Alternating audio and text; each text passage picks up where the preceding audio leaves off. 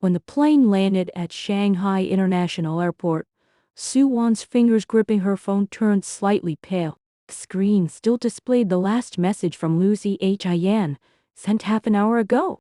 Behave yourself when you get back. Stay out of trouble. His tone was calm, with an undeniable certainty, as if scolding a child who always got into mischief. Su Wan pouted and quickly typed back, "Got it, mister. Lu, I'm not 3 years old." After hitting send, she put away her phone and dragged her silver suitcase out of the arrival hall. 3 years ago, her family had sent her abroad to study more like lying low, to be honest. Back then, she was young and reckless, charging through social circles and offending countless people. Helpless, her family had sent her across the ocean to tame her temper. On the day she left, Lucy Hin was the only one who saw her off. He stood by the airport security checkpoint, tall and upright, with elegant features. He wore a simple white shirt yet exuded an aloof and noble aura. He only said one sentence to her: "Take care of yourself abroad. Behave." Those 3 words, "behave yourself," were etched into her memory. Lucy Hin was an older brother figure she had known since childhood. Born into a prominent family, he was calm and composed, forever the perfect child praised by elders, and a figure revered by everyone in their circle. 3 years her senior, he had watched her grow from a little girl into a young woman, always admonishing her, like an elder, to behave and not act out. Over the 3 years, they had kept in touch sparingly, and his occasional messages were mostly warnings, met with her perfunctory replies. She had thought that after returning home, life would go on as usual, obeying her family, curbing her temper, being a sensible young lady of the Su family, staying out of trouble, and not worrying Lucy Hin. But she never could have imagined that the moment she set foot in Shanghai, she would meet the man who made her lose her head completely. Fu Xin. Chapter 2. A fateful collision. Just as Su Wan stepped out of the airport terminal and prepared to take a taxi to the Su family's old mansion, she was jostled by hurried footsteps and stumbled forward. Her suitcase slipped from her hand, and instead of hitting the ground, she fell into a warm, firm embrace. A faint cedar scent lingered at the tip of her nose, cold, luxurious, and strangely reassuring. Su Wan froze and looked up, crashing into a pair of deep, dark eyes like icy pools. The man was tall and lean, dressed in a perfectly tailored black suit with his collar buttoned up neatly. His facial features were sharp, his nose high, and his thin lips pressed together, exuding an oppressive air that warned strangers to keep their distance. Yet there was a playful glint in his eyes despite his cold demeanor. His gaze was captivating, making her heart skip a beat at first sight. "Sorry, did you lose your balance?" The man spoke, his voice deep and magnetic, like the low notes of a cello tingling her eardrums.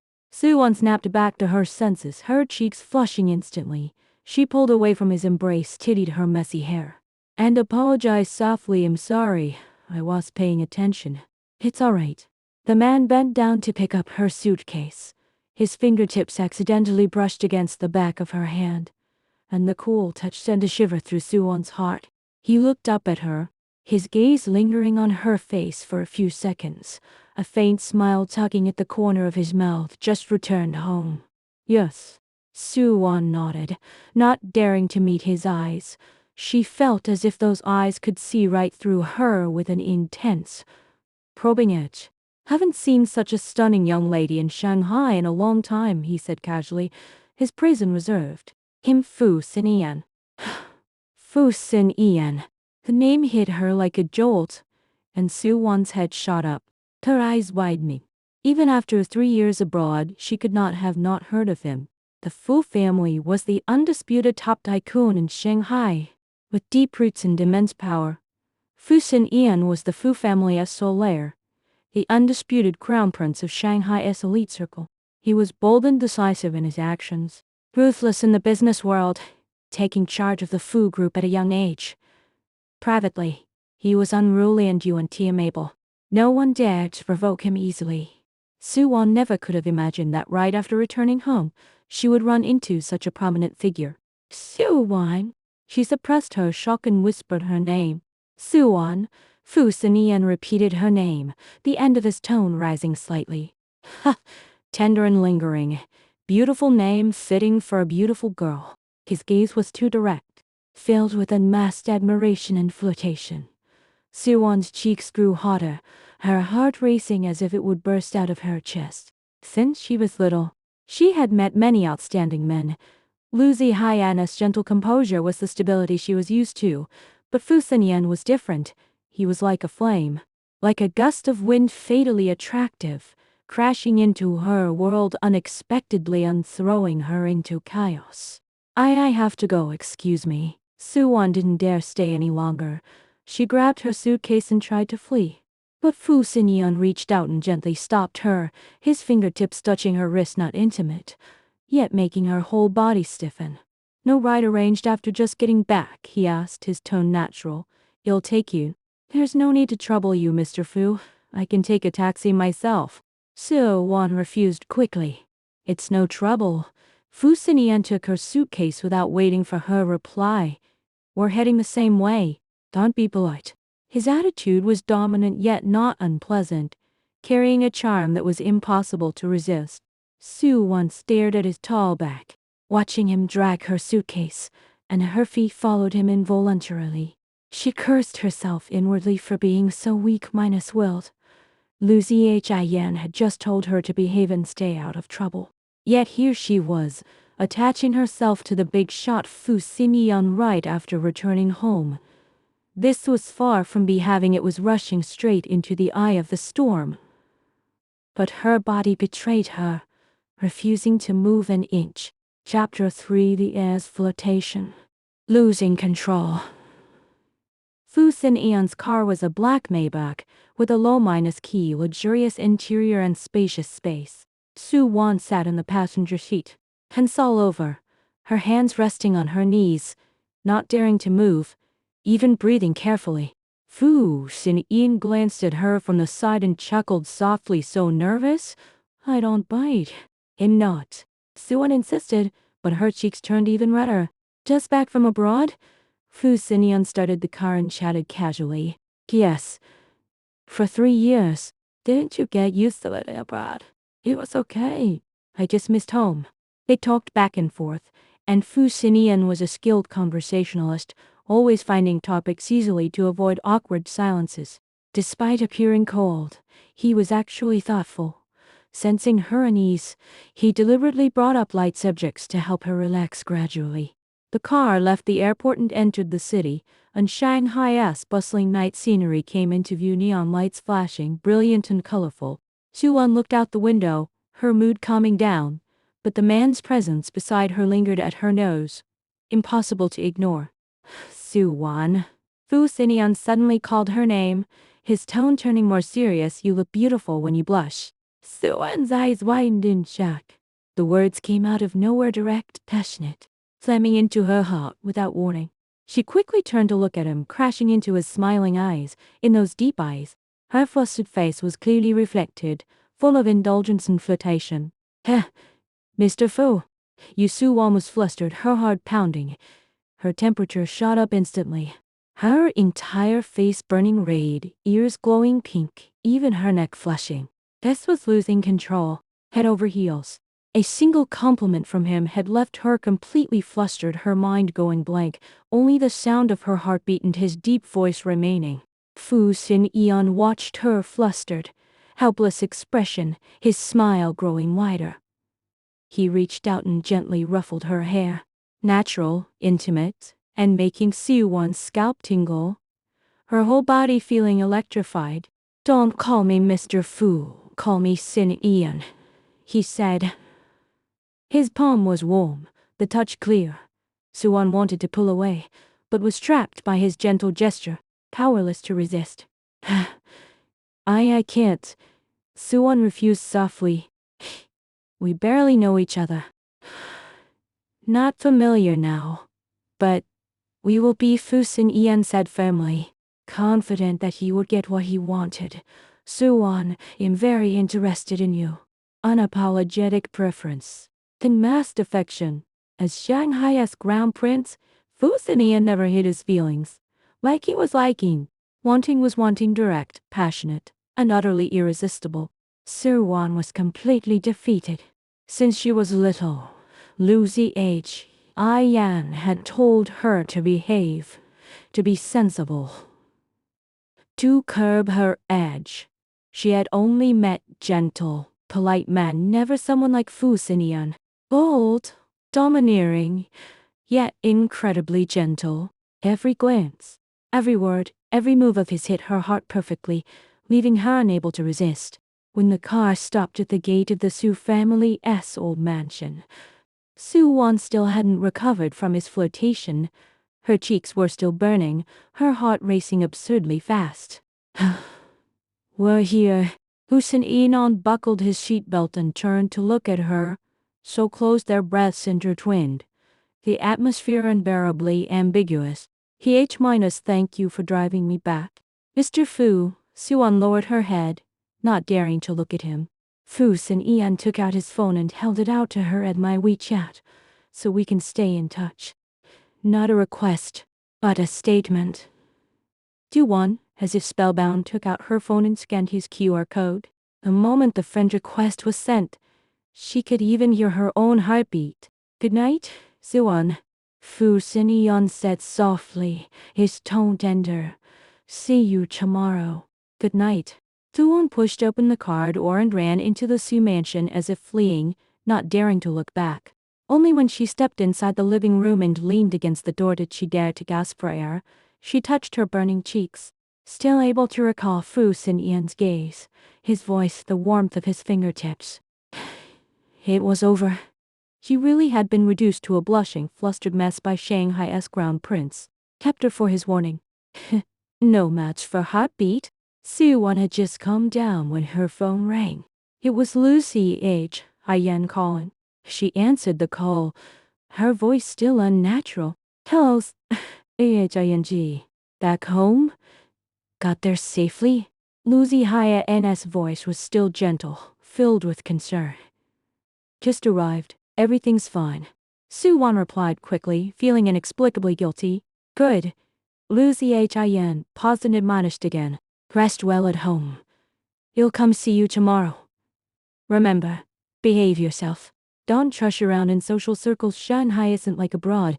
There are people you can't afford to provoke. Again, behave yourself. Normally, Suwon would have agreed obediently, but at this moment, all she could think about was Fu Xinyan, his flirtation, her heart in chaos. I know. So IHING, she perfunctorily agreed. Are you tired? Go rest early. Lucy H. Ian didn't notice her abnormality and hung up after a gentle warning. Suwon stared at her phone screen, at Lucy Hya's profile picture, then at the newly added Fu Xinyan in her WeChat contacts. Her heart a jumble of emotions. Lucy H. Ian told her to behave, to stay low minus key, not to provoke people she shouldn't. But Fu Xinyan was the last person she should provoke. He was Shanghai's crown prince, noble, unruly, with no shortage of suitors. She was just a young lady of the Su family who had just returned home, wanting a quiet life, from a completely different world than his. Reason told her to stay away from Fu Xinyan, delete his WeChat, listen to Lucy Hin, be a good girl, stay out of trouble, and avoid falling for someone. But her emotions were out of control. Fu Xinyan's face lingered in her mind. His flirtation, his gentleness, his dominance, all took root in her heart like a seed. Her phone vibrated, a message from Fu Xinyan. Home? Rest early. Don't stay up late. A simple sentence, but full of care. Suwon stared at the message, the corners of her mouth lifting unconsciously. She quickly typed back, "You too." After sending it, she buried her face in her pillow and giggled helplessly. For the first time in her life, she felt this way, heart racing, cheeks burning, filled with joy, as if she was back to the first bloom of youth, willingly flustered and smitten over someone. Lucy Hya's warning echoed in her ears, behave, stay out of trouble. But who could have guessed that right after returning home, she would be head over heels for this uninhibited crown prince of Shanghai, unable to behave ever again. Chapter 5 Unstoppable Heartbeat, doomed to fall. Early the next morning, before Suwon woke up, the maid told her Fu Xinyan had arrived. She sat up abruptly, disbelieving. Why was he here? Suwon hurriedly washed up and changed clothes. When she went downstairs, she saw Fu Xinyan sitting on the living room sofa, chatting with her father, calm, noble, and extraordinary. When he saw her coming down, Fu Xinyan looked up, and a smile instantly spread across his eyes, his gaze tender enough to drip water. Awake? He spoke, his tone natural, as if he was in his own home. Father Su smiled and said, Wan, mister. Fu came specially to see you, and he brought you breakfast, all your favorites. Suwon looked at the exquisite breakfast on the table, then at Fu Xinyan, her cheeks flushing red again. How did I know what she liked to eat? They had only spent a short car ride together yesterday, yet he had remembered. Father Su left on business, leaving them alone in the living room. Fu Xinyan stood up, walked over to her, and handed her a glass of warm milk. Drink the milk first. It's not good to eat breakfast on an empty stomach. How did you know I like these? Suwon couldn't help asking. I asked your family last night, Fu Xinyan said honestly. If I want to treat you well, I have to put my heart into it. His straightforward affection made Suwon blush again. Fu Xinyan. Suwon bit her lip, not knowing what to say. I know what you're worried about. Fu Xinyan gently held her hand, his warm palm wrapping tightly around hers. You're afraid of my special status, afraid of gossip, afraid of disappointing someone's warnings, right? Jiwon looked up into his sincere eyes and nodded. Lu Zh, Yan told you to behave. Just stay low, Ski. I know all about it, Fu Xinyan said softly. But Suwon, behaving is your choice, and falling in love is also your choice. I don't want you to wrong yourself. I don't want you to hide your feelings. I just want you to follow your heart. I know my status is special, that I might bring you trouble, but my feelings for you are real. From the first moment I saw you at the airport, I knew you were the one I wanted. I won't push you. I'll wait for you. Wait until you're willing to let go of all your worries, until you walk towards me willingly. His words were gentle and firm, not domineering at all. Yet, every single one hit her heart. Suwon looked at him, her eyes slightly moist. No one had ever understood her like this. Lu Zh told her to behave, to be sensible, to meet every owner's expectations, but he never asked what she wanted. Fu Xinyan, however, saw through her disguise at a glance, saw the desire in her heart. He respected her, understood her, and cherished her. How could she resist a man like this? Fu Xinyan. Suwon sniffled and whispered, I think I've really fallen for you. Fu Xinyan smiled, his eyes full of indulgence. He pulled her into his embrace and held her tightly. It's not falling. It's us running towards each other. Sunlight streamed through the windows, falling on the two of them, warm and beautiful. Suwon leaned against his chest, listening to his strong heartbeat, and finally understood. Once some heartbeats start, they can't be stopped. Lu Zh told her to behave, warned her to stay low Ski, but fate had already arranged their meeting. Right after returning home, she met this crown prince of Shanghai, made to blush and melt by his flirtation, cherished in his heart. From then on, she never wanted to be the obedient, sensible Suwon again. She only wanted to be his one and only preference. Love never has a standard answer.